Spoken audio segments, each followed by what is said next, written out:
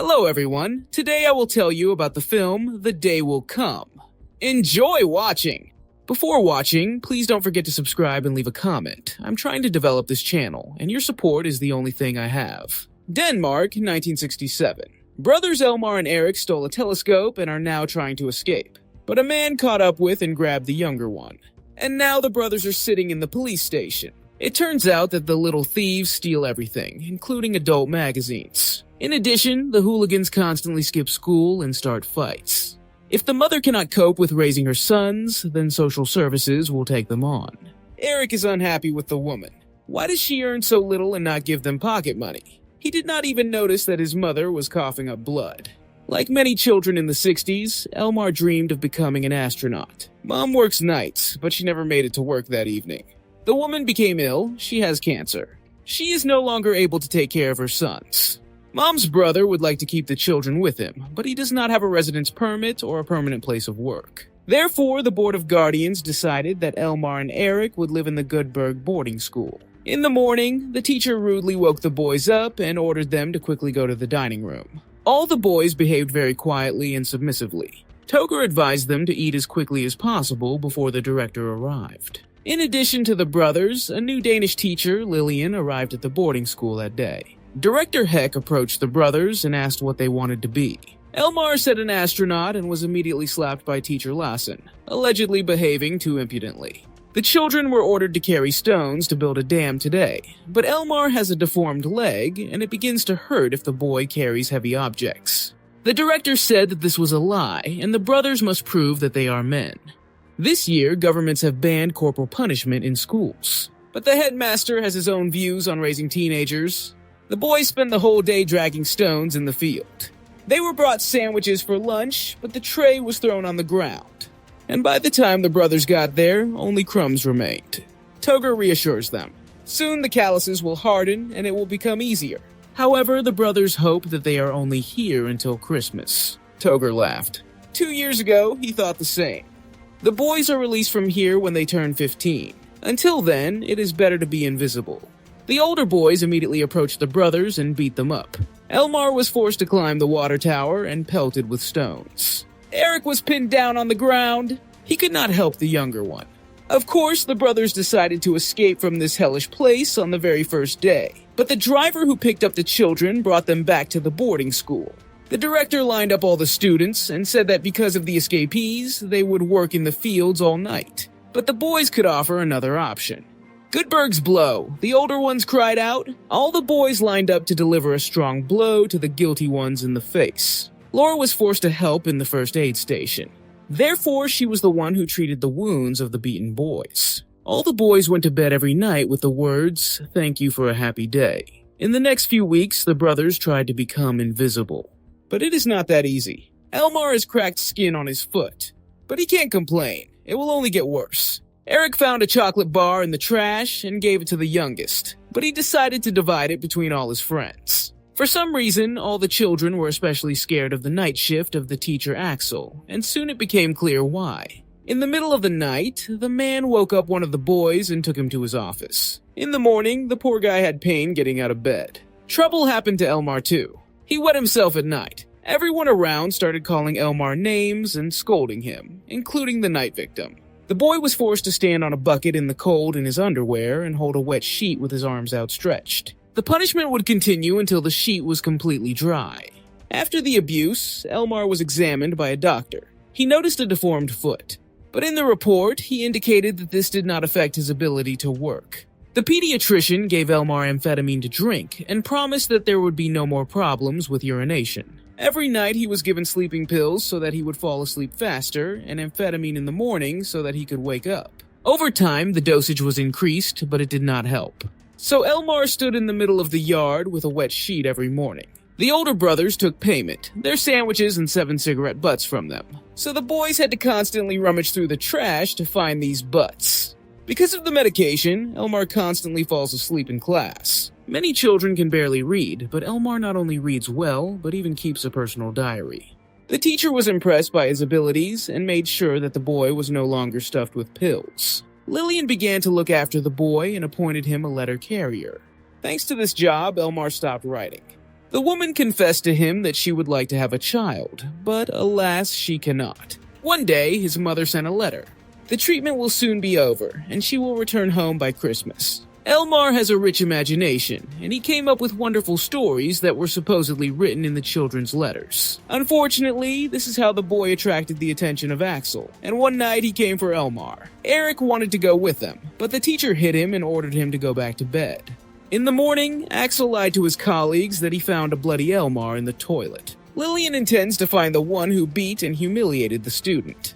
He can barely walk, but the men assumed that he probably wanted it himself. Allegedly, teenagers at that age like to experiment. An inspection is coming up, and they will not investigate anything so as not to attract unnecessary attention. Elmer also refuses to talk. The teacher is sure that one of the boys did it. When the inspector arrived, Elmer had already recovered, and the nurse covered up his bruises. Axel teaches labor lessons. He gave his victim a smoking pipe and reminded him that what happened was their secret. But Erik intends to take revenge. He broke the fuse on the circular saw, and the teacher cut off his fingers. The inspection did not go according to plan, and the upset director turned his attention to the satisfied Erik. The boy may be pleased with himself. The doctors do not know whether they will be able to save the hand teacher's arm. In the middle of dinner, Erik was called to the phone. It was his uncle calling and saying that his mother had died. Elmer did not believe his brother and attacked him with his fists. Lars shouted at the children to calm down and shut up. And the director simply stood up, slapped the children, and sat them back down at the table. The despot shouted at them to eat and pushed Erik's face into the plate. The boy could not stop crying, and then Lillian came up and took her brothers by the hands. Only after that could they calm down. The uncle came to visit the nephews and said that he was going to take them. But this could take up to 6 months, so they will have to be patient. In addition, the director resists. He does not want to give up the brothers and convinces the uncle that he will not be able to cope with them. Then the man promised his nephews that tonight he will help them escape from the boarding school. Lillian is no less worried about the fate of the boys than her uncle. She asks them to follow the rules, and then everything will be fine.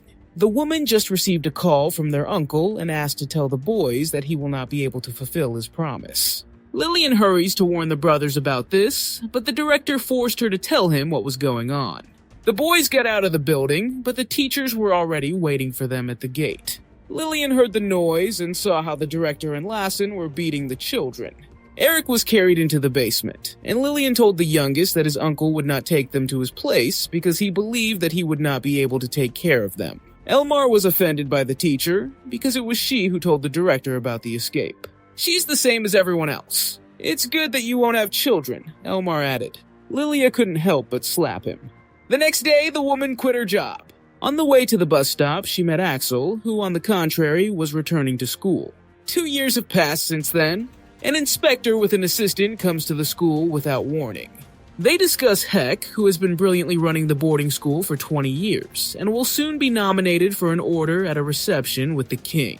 The stunned director wanted to send Hartman away, but the man is persistent and demands that he be taken to the children immediately. The dirty, tired children were brought in from the field. Hartman noticed the bumps and bruises, but the children lied as one, saying that they had simply fallen. The man suggested that they talk about their problems face to face, but the frightened boys did not take the risk. In 3 weeks, Erik will be turning 15.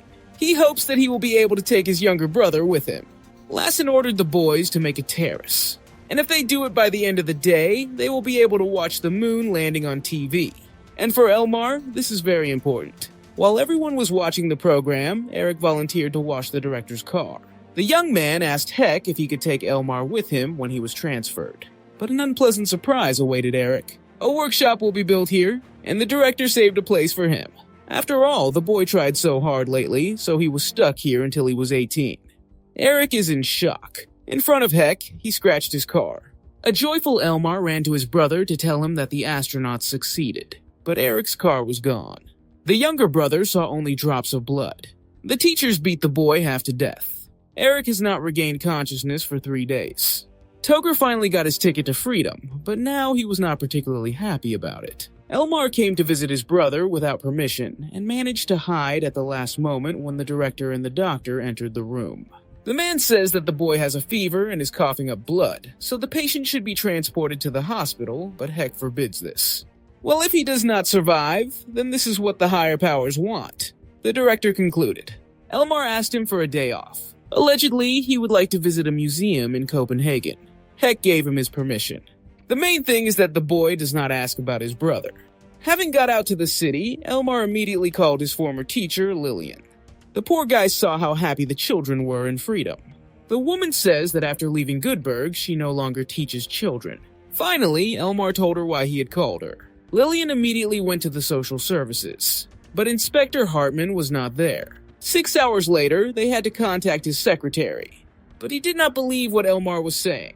And Lillian was not an employee of the boarding school or a relative of the boy, so they would listen to her. Lillian promised Elmar that she would continue to seek an investigation, but the boy no longer believed the adults. The friends were planning how they would save Erik. Only Axel was on duty now. Elmar promised his brother that he would help him, even at the cost of his own life. The boy made himself a spacesuit out of foil and cardboard. Then he smashed the headlight on the director's car and asked Toger to bring Heck here. When the man ran into the yard, his car was no longer recognizable. The director wanted to deal with the impudent man, but he was called to the phone. It was from the social services, and they said that one of the students had filed a complaint against Goodburg. Meanwhile, Lassen had beaten the boy up badly, but the director had run up to stop the teacher. That had been Elmar's plan, because an inspection would be coming soon. Elmar had escaped and climbed the water tower, and Lassen had chased him. Having learned the truth, Inspector Hartman had not waited for the morning and had come to the boarding school with Laura. Meanwhile, Elmar had jumped towards the moon and imagined that he was in outer space. He was heading towards his dream. His mother was smiling at him there. Lillian had spent the whole night in the hospital, and in the morning she had learned that her older brother was already being given medication, so he should recover soon. And the younger brother had suffered a concussion and a broken collarbone after the fall. Lillian had stayed in the ward to be with her peacefully sleeping brothers. When they returned to the boarding school, the inspection was already in full swing. Elmar said that he wanted tickets for himself and his brother. The director had no choice but to sign the necessary papers, after which he simply went to say goodbye to his friends. Finally, all the boys grew bolder and raised their hands, ready to tell the inspector what had been going on in the boarding school all these years. The brothers were incredibly happy to leave Goodburg. Many former pupils today struggle with drug and alcohol addiction, depression, and fear caused by their stay in this boarding school. This is where the film ends.